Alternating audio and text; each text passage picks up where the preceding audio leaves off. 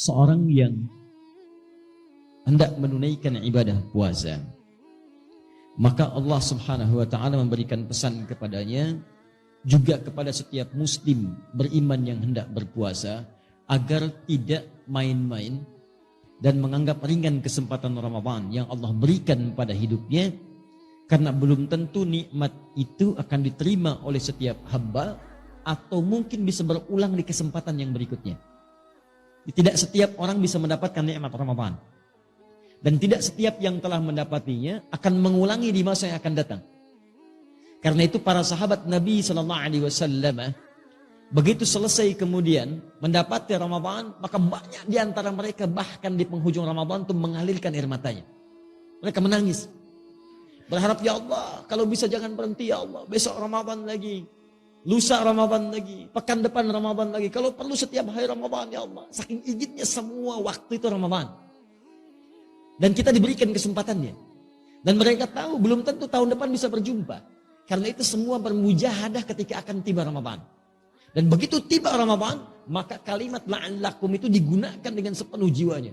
Maksimal ibadahnya.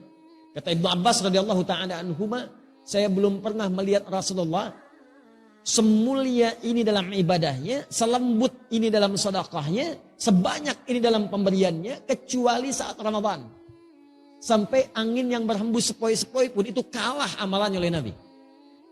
Nah itu lembutnya angin itu kalah oleh lembutnya Nabi saat beraktivitas di bulan Ramadan. Lembut menghadapi orang-orang, sedekahnya bertambah, ibadahnya bertambah, interaksi dengan Qur'annya dan sebagainya. Dan orang-orang yang bukan Nabi karena melihat Nabinya serius, mereka lebih serius lagi. Di gambarannya ini Nabi aja yang dijamin surga begitu serius, apalagi saya yang bukan Nabi yang belum jelas surganya. Maka kata Allah, seakan-akan dihadapkan kita di hadapan Allah untuk menumbuhkan kesungguhan kita dan menunjukkan bahwa Allah serius dengan itu. Kata Allah, kamu di hadapan kita, bukan orang lain.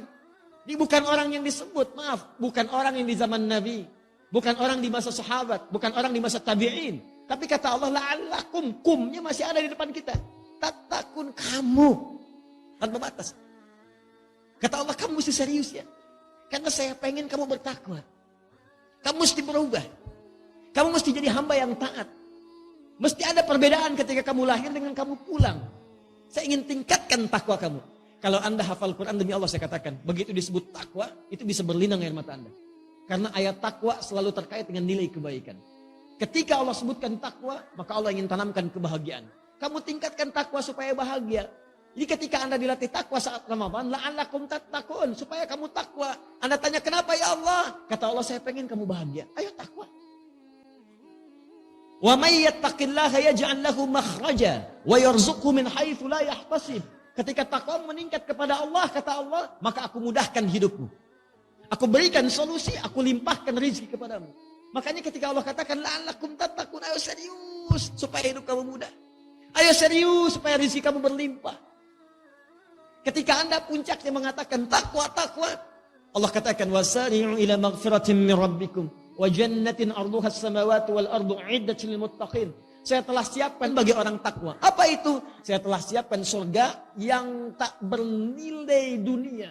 Batasnya enggak ada batas dunia. Saya kata Allah, saya siapkan surga luasnya seluas langit dan bumi untukmu orang takwa.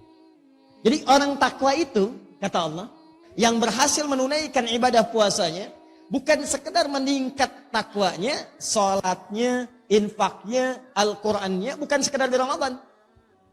Bukan cuma di awal Ramadan. Sejak puasa itu dimulai, awal pertama Ramadan.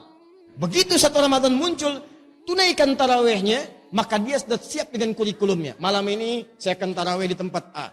Siapkan, bahkan 30 hari sudah dia siap tuh, kalau sampai ke 30 hari. Malam ini di masjid A, malam ini masjid B. Sunnahnya baca Quran nanti saya akan capai sehari misalnya 10 juz. Bagi oleh dia, subuh baca sekian, zuhur baca sekian, asar baca sekian. Begitu tiba malamnya, maka dimulailah present ibadahnya. Orang takwa sudah siap. Dan yang paling menarik bukan cuma present, continuous. Hari pertama, saf pertama. Hari kedua, saf pertama juga. Jadi meningkat terus, konsisten di situ. Hari pertama datang sebelum maghrib, nunggu di masjid. Hari kedua habis isya baru datang. Nah ini belum konsisten.